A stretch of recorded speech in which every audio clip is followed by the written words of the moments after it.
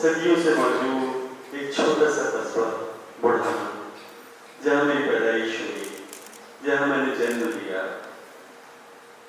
بچپن سے لے کے بڑے ہونے تک ہم نے اس قصبہ کے در و دیوار، اس کی سڑکیں، اس کی گلیاں، اس کی ندی اور اس کی تمام کونوں کو جیا ہے۔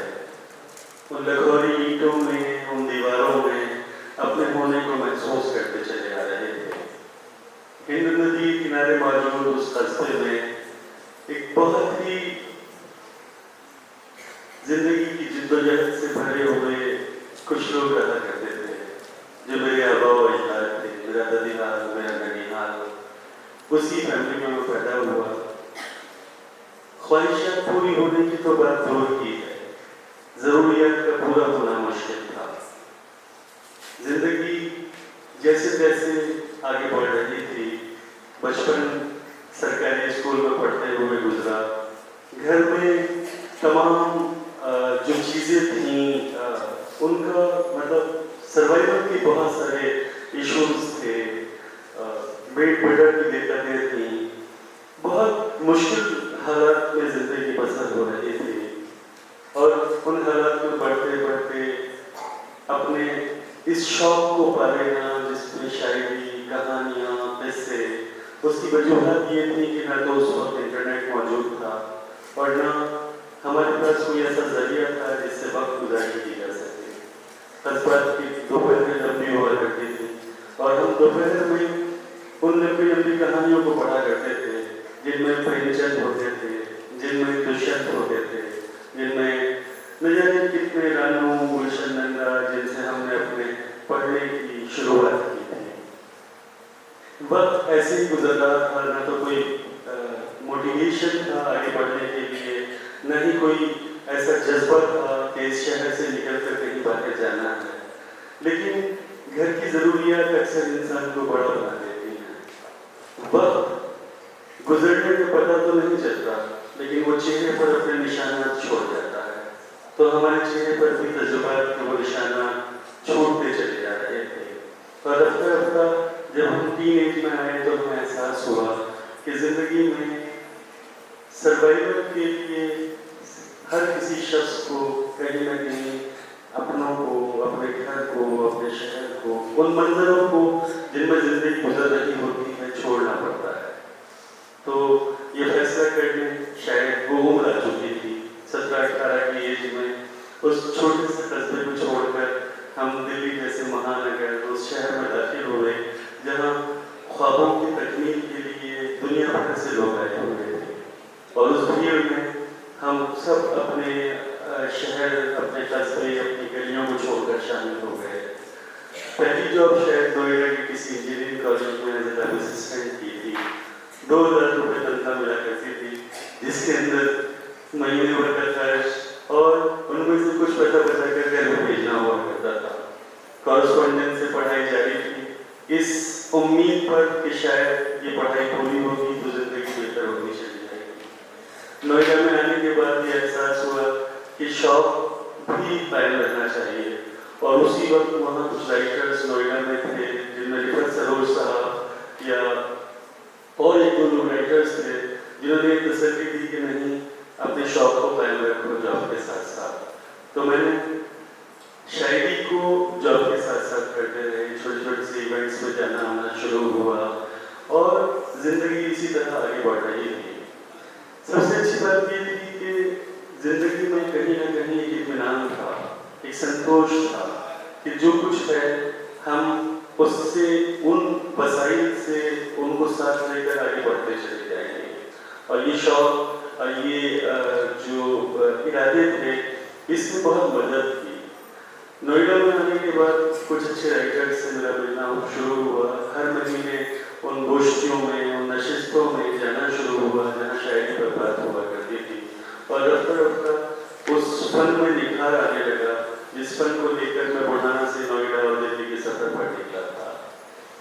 جو ایکڈیمک لوگ تھے، جو کہانی کار تھے، جو شاعر تھے، انہوں نے ماننا شروع کیا کہ ہاں میں شاعری کر سکتا ہوں، اور میں نے مہینے در مہینے लोगों के साथ जाना आना शुरू किया, मिलना जुलना शुरू किया और ये सिलसिला आगे बढ़ने लगा।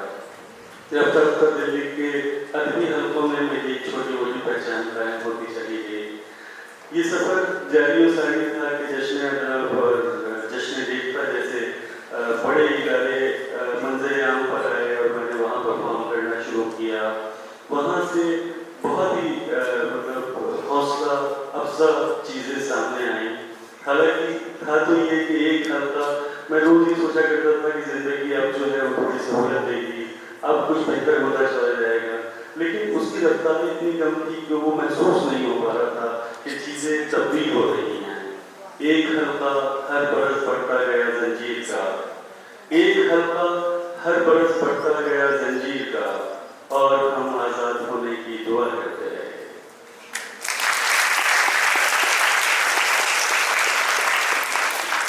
जिंदगी ऐसी ही रवादमर थी। आगे बढ़ते बढ़ते ये एहसास हुआ कि अब थोड़ा सा सेटल होना शुरू हो गए हैं, अब थोड़ी पहचान मिलना शुरू हो गई है, लेकिन फिर भी जहन में कहीं ना कहीं एक खला बाकी थी कि इस पहचान को मुस्तहकम बनाना है, इस पहचान को उन लोगों तक पहुंचाना है जिनके लिए एक मिसाली ये चीज़ बन जाए। और रेख्ता में आने के बाद, रेख्ता में परफॉर्मेंस के बाद मेरी एक आइडेंटिटी क्राइसिस जो थी वो ख़त्म हुआ। मुझे एक शायर की हैसियत से आइडेंटिटी मिली और ये सफ़र जैसे जैसे आगे बढ़ने लगा सोशल मीडिया का ज़रूर हुआ। और सोशल मीडिया पर जैसे 2019 और 20 में मेरी बहुत सारी वीडियोस वायरल हुई, लोगों तक पहुंची और लोगों ने इस कदर सराहा कि मेरी इमेजिनेशन, मेरे तसव्वुरात से बाहर की बात थी। मैं उन जगहों पर पहुंचा जहाँ मैंने जिन जगहों के नाम भी नहीं सुने थे, जिनका तसव्वुर मैंने कभी नहीं किया था। जिंदगी इतनी खूबसूरत होती चली गई। तो इन सब चीज़ों के पीछे मेरी फैमिली थी, मेरी माँ, बहन, भाई, मेरी वाइफ, बच्चे, तमाम तक जिम्मेदारियों को निभाते हुए अपने शौक को पैरेलल वे में आगे बढ़ाते चले जाना जिंदगी का मकसद बन चुका था। और इस मकसद को पूरा करने के लिए दिन रात एक की है। हमेशा कोशिश की कि आपकी जिंदगी से जुड़े हुए जो लोग हैं, जो वाबस्ता आपसे लोग हैं, वो खुश हैं, वो इसी तरह आगे बढ़ते चले जाएं। शायरी के जरिए दुनिया भर के लोगों से एक रिश्ता बना, एक ऐसा रिश्ता जो इतना मुस्तहकम था कि शायद वो ब्लड रिलेशन से भी ज़्यादा काम आया। लोगों ने इस तरह सराहा, सर आंखों पर रखा। दुनिया भर में न जाने कितने मुल्कों में गए परफॉर्मेंस करने के लिए, हिंदुस्तानी अदब का झंडा उठाकर। और फिर ये कैनवस इतना बड़ा होकर चला गया जिसके बारे में मैंने सोचा भी नहीं था। तो बस मैं हमेशा ये पैगाम, एक मैसेज देना चाहता हूँ कि ब्रेड बटर के लिए चाहे आप जो करते रहें, चाहे इंजीनियर बन जाएं, डॉक्टर बन जाएं, लेकिन आपका जो पैशन आपके अंदर है, आपका जो शौक है, वो कहीं मरने ना पाए। उसको हमेशा जिंदा रखना चाहिए इंसान को, जैसे मैंने रखा। और मैं इसकी जीती जागती मिसाल हूँ कि किसी भी हालात में, कैसे भी सर्कमस्टेंसेस में, अगर आप अपने शौक को जिंदा रखते हैं तो ये शौक आपको जीने का हौसला देता है, आपको आगे बढ़ने का हौसला देता है, आपको ख्वाब देखने का हौसला देता है। तो आप सभी से मेरी दरख्वास्त है, जो मुझे सुन रहे हैं, जो मुझे देख रहे हैं, कि मेरी इस जर्नी को जो बुढ़ाना के छोटे से कस्बे से शुरू हुई थी, इंडियन के किनारे से, वो आज इंटरनेशनल लेवल पर पहुंच चुकी है। दुनिया भर के मुल्कों में सुना जाता है और मैं अक्सर सफर पर रहता हूँ वहाँ पर। तो ये एक ख्वाब सिर्फ मेरे पैशन की वजह से पूरा हो पाया है, मेरी शायरी, मेरी तहकीकात, मेरी क्रिएटिविटी की वजह से पूरा हो पाया है। तो ज़िंदगी में कहीं जब आप मायूसी आपके अंदर हो तो आप उस तख्लीक़कार को, उस फनकार को ढूंढना अपने अंदर से, जो आपको एहसास दिलाए कि नहीं, आप दुनिया की इंतहाई ज़रूरतों में से हैं, आप उन ज़रूरतों में से हैं जो आपको बहुत बहुत आगे लेके जाने वाली है। हर शख्स अपने किरदार में, हर शख्स अपने शख्सियत में वो मुनफरिद है, वो अलग है। और आप इतने अहम होते हैं एक शख्स के एतबार से। कभी भी कोई मायूसी या मतलब डीमोटिवेशन मुझ पर मैंने अपने ऊपर हावी नहीं होने दिया। जिंदगी में जो भी मिला तो उसका शुक्र अदा करता रहा कि ईश्वर ने मुझे मेरी ज़रूरतों से ज़्यादा नवाजा। जब कम था तब भी, और अब ज़्यादा है तब भी। बहुत अच्छा लगता है आप सबकी मोहब्बत है, आप सबका प्यार है। अभी मैंने सेक्टर में हूँ, एक कंपनी में जॉब भी करता हूँ, साथ में शायरी भी चल रही है और ये सब दवा दवा है, मोहब्बतें भी होती रहती हैं। शायर होने के बाद अगर आप हुस्न परस्त ना हो तो मुश्किल होता है। जब मुझे बताया है कि टेक टॉक नोएडा हाउस में है तो ये खुशी दोगुनी हो गई। एक दौर वो हुआ करता था जब हम यंग एज में थे, तो हम कोशिश किया करते थे किसी गर्ल्स कॉलेज के किसी फेस्ट का या इवेंट का कोई पास मिल जाए, तो नहीं मिला करता था। अभी बड़े हो गए हैं तो उस चीज़ की जरूरत नहीं रही है, अब गेस्ट ऑफ ऑनर और चीफ गेस्ट बनकर जाते हैं। तो जिंदगी में जब जिस वक्त जिस चीज़ की जरूरत होती है, हो सकता है वो उस वक्त ना मिले, लेकिन आप ये यकीन रखें कि वो मिलेगी जरूर। हो सकता है थोड़ी सी बात पैदा होने के बारे में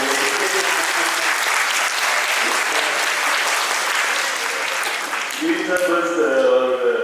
कुछ शायरी आई थोड़ी सी आपको सुनाई देता हूँ कि बात बनाओ, बात बनाती अच्छी लगती हो। ये सब नोएडा हाउस की मौजूद जो आप हैं सब उन सब के लिए है कि बात बनाओ, बात बनाती अच्छी लगती हो, खाओ छोटी कसमें खाती अच्छी लगती हो। सिगरेट बस यूं पीता हूँ तुम मना करो मुझको, सिगरेट बस यूं पीता हूँ तुम मना करो मुझको, तुम समझाओ, तुम समझाती अच्छी लगती हो।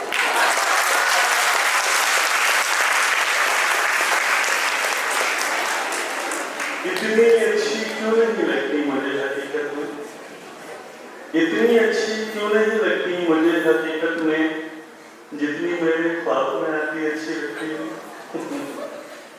और इतना हसीन होकर भी आखिर कौन ना इतराए, इतना हसीन होकर भी आखिर कौन ना इतराए, तुम इतराओ, तुम इतराती अच्छी लगती हो।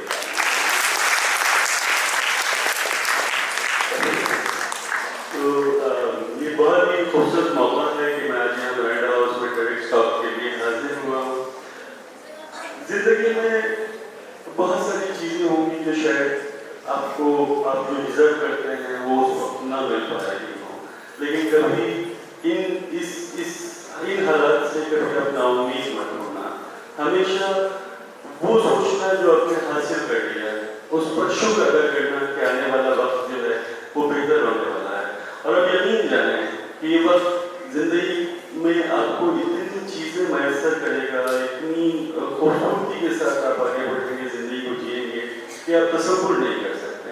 हो सकता है वक्त की नाकामयाबी आपको डिमोटिवेट करे, आपका हौसले को तोड़ दे, आपको लगे कि यार ये फेल्योर जो है ये कहीं ना कहीं जिंदगी में हमें परेशान कर रहा है, लेकिन मैं आपको यकीन दिलाना चाहता हूँ कि ये उस कामयाबी का प्रिपरेशन है जो आपके किस्मत में लिखी है। बस सिर्फ ये है कि आप उस हौसले को कायम रखें, उस उम्मीद को कायम रखें।